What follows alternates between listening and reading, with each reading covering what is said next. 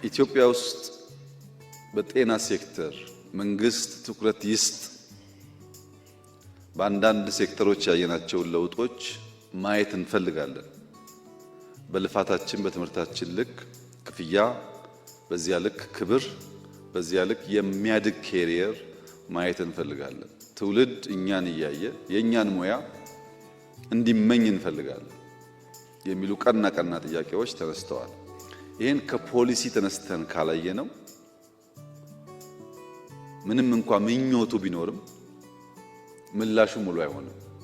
ምንድነው እሳቤው ብለን በፖሊሲ ደረጃ ማየት ይፈልጋል። ጤናን እናንተ ባሰባችሁት ልክ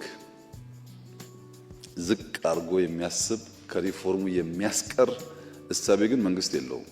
ከጥቂት ዓመታት በፊት በቀጥታ ለጤና ሚኒስቴር ተብሎ የሚፈሰው ሀብት 70 ቢሊዮን ብር ገደማ ነበር። አሁን ወደ 130 ቢሊዮን ብር ገደማ ይፈሳል። ይሄ በዩኒቨርሲቲ በህንፃ ግንባታ የሚሄደውን አያካትትም። ለሚኒስትሪ የሚፈሰው ነው። በቂ ነው ወይ ይሄ ሀብት ካላችሁ በጣም በቂ አይደለም። ንጽጽራችሁ ትክክል አይደለም። የትኛውም ጎረቤት ሀገር ለሕክምና ኢትዮጵያ የምታወጣውን አያወጣም ማንም።